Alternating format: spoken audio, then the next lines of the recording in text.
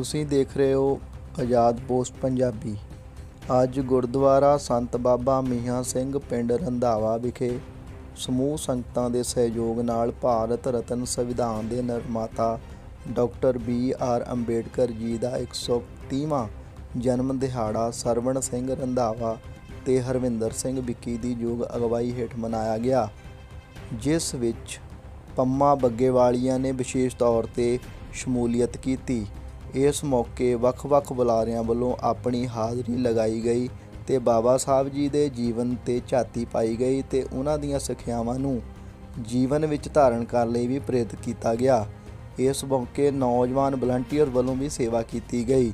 ਆਜ਼ਾਦ post Punjabi ਲਈ ਦਸੂਹਾ ਤੋਂ GS ਆਜ਼ਾਦ ਦੇ ਨਾਲ ਸਹਿਯੋਗੀ ਪੱਤਰਕਾਰ ਅਮਰਜੀਤ ਸਿੰਘ ਜਲੋਟਾ ਦੀ ਵਿਸ਼ੇਸ਼ ਰਿਪੋर्ट। जय भीम जय भारत। सब तो पहला मैं पिंड रंधावा की नौजवान सभा का सरबन रंधावा जी विक्की जलोटा जी का बहुत बहुत धन्यवाद करदा हाँ, जिन्होंने मैनू मुख बुलारे के तौर पर पिंड रंधावा दे विच बाबा साहब की डोल जी ते उन्हां दियां विचारां नूं संगतां नाल साझा करन दा मौका दिता। मैं कहना चाहुंदा हाँ कि बाबा साहब का 130वां जन्मदिन कि सानू क्यों मनाउणा चाहीदा आ, क्योंकि उन्होंने जो एक सुपना लिया सीगा अपने संविधान के राही जो हक अधिकार दिते सीगे, अज मौजूदा सरकारां उस नूं खत्म करन ते तुलियां होईयां आ। क्योंकि आपां सब ने देखिया हैगा आ कि दिल्ली दे विच किसानी संघर्ष हो रहा हैगा आ, उस तो पहलां दलितां दी कुੱਟਮਾਰ, बच्चियां नाल रेप कीते जांदे हन और बहुत ही अत्याचार, मुसलमान भरावां दे उत्ते अत्याचार जुल्म, इहदी जड़ जिहड़ी आ ओह RSS हैगी आ। RSS दे इशारे ते मन्नूवादी पार्टियां भाजपा हो गई, कांग्रेस हो गई, आप हो गई आ, इन्हां ने बहुत ही जीना दुब्बर कर दिता है आम लोगों का। मैं यही बेनती कराँगा अज की नौजवान सभा नूं कि वह बाबा साहब के विचारां नूं, बाबा साहब की अडोल जी नूं और उन्हां दे कारबे नूं खिच के अगे तक लिजाया जाए और हर कोने कोने दे विच उन्हां दी आवाज़ नूं बुलंद किया जाए। क्योंकि बाबा साहब के संविधान की राखी करने वाली इक्को एक पार्टी हैगी आ जो कि बहुजन समाज पार्टी। अज बहुजन समाज पार्टी खुल के मैदान दे विच वा, पंजाब दे विच वा, पिंडां विच आ। अज बहुजन समाज पार्टी के जरिए बाबा साहब दे जन्म दिन जिहड़े ਵੱਖ-ਵੱਖ हलकिਆਂ ਦੇ ਵਿੱਚ भी मनाए जा रहे हैं। क्योंकि अज बाबा साहब ਨੂੰ अगर जाणदे हां तो साहब कांची राम जी की बदौलत, असीं सतगुरु रविदास महाराज ਨੂੰ जाणदे हां साहब कांची राम जी की बदौलत, साहब कांची राम जिन्होंने DS4 बामसेफ और बहुजन समाज पार्टी का गठन किया। और यही मैसेज मेरा हर कोने दे विच हैगा कि बहुजन समाज पार्टी तो बगैर साडे हालातां नूं कोई भी नहीं समझ सकता और इन्हां हालातां नूं इक्को एक पार्टी आ नत्थ पाउण वाली जिहदा नाम बहुजन समाज पार्टी आ।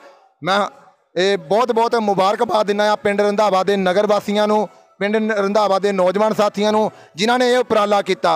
बाबा साहब ने घोर गुलामी का सानू एहसास करा दिता, जिहड़ा ढांचा किसी तो हिलिया नहीं सी उन्होंने पैरों तक हिला दिता, जिन्हों सारा देश मानदा सी, बापू बापू कहंदा सी, वो गांधी पढ़ने पा दिता। एक कल्ले बाबा साहब ने जीवन कौम दे लेखे ला दिता।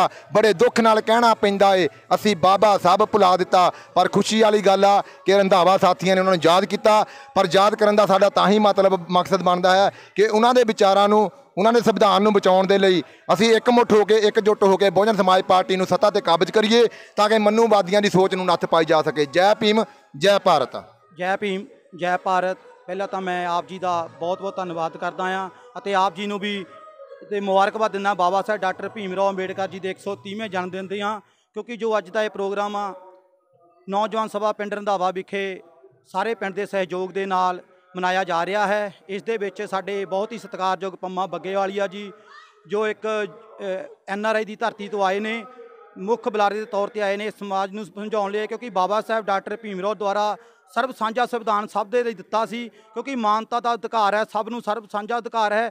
सो सानूं सारिआं नूं बाबा साहब जी इस संविधान की राखी रखनी चाहिए है। जो उन्हां दा उपराला है उसदे जो उन्हां दियां मन दियां इच्छावां सी भी इस मेरे काबरे नूं पिछे ना तोड़िओ, अगे लै चलिओ। सो साध संगत जी मैं इस चैनल के जरिए आप सब नूं बेनती करदा हां कि जो बाबा साहब का सुपना आ असीं सारिआं ने रल मिल के खास तौर पर नौजवान ने रल मिल के उन्हें सुपना पूरा करना है।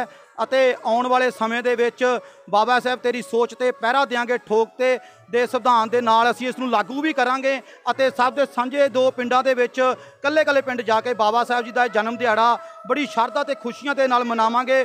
ਸੋ ਮੈਂ ਇਸ ਨਗਰ ਦਾ ਸਾਰੇ ਦਾ ਬਹੁਤ ਬਹੁਤ ਧੰਨਵਾਦ ਕਰਦਾ ਆ ਜਿਨ੍ਹਾਂ ਨੇ ਇੰਨਾ ਮਾਣ ਬਖਸ਼ਿਆ ਆ ਅਤੇ ਆਈ ਹੋਈ ਸੰਗਤ ਦਾ ਵੀ ਧੰਨਵਾਦ ਕਰਦਾ ਆ ਜਿਨ੍ਹਾਂ ਨੇ ਇੱਥੇ ਲੰਗਰ ਵੀ ਲਵਾਇਆ। ਸਾਰਿਆਂ ਸੰਗਤਾਂ ਦਾ ਧੰਨਵਾਦ ਕਰਦਾ ਆ, ਬੱਚਿਆਂ ਦੇ ਨੌਜਵਾਨਾਂ ਦਾ ਉਤਸ਼ਾਹ ਆ ਕਿਉਂਕਿ ਪ੍ਰਬੰਧਕ ਕਮੇਟੀ ਸਾਡੇ ਬਹੁਤ ਹੀ ਸਤਿਕਾਰਯੋਗ ਭਾਈ ਸਰਬਨ ਸਿੰਘ ਜੀ ਰੰਧਾਵਾ ਜੀ ਇੱਕ ਇੰਨੇ ਹੀ ਮਿਸ਼ਨਰੀ ਸਾਥੀ ਨੇ ਜਿਨ੍ਹਾਂ ਦੀ ਬਦੌਲਤ ਅੱਜ ਸਭ ਕੁਝ ਕਰ ਰਹੇ ਹਾਂ। ਮੈਂ ਉਹਨਾਂ ਦਾ ਵੀ ਧੰਨਵਾਦ ਕਰਦਾ ਹਾਂ। ਜੈ ਭੀਮ, ਜੈ ਭਾਰਤ, ਜੈ ਗੁਰਦੇਵ, ਧੰਨ ਗੁਰਦੇਵ।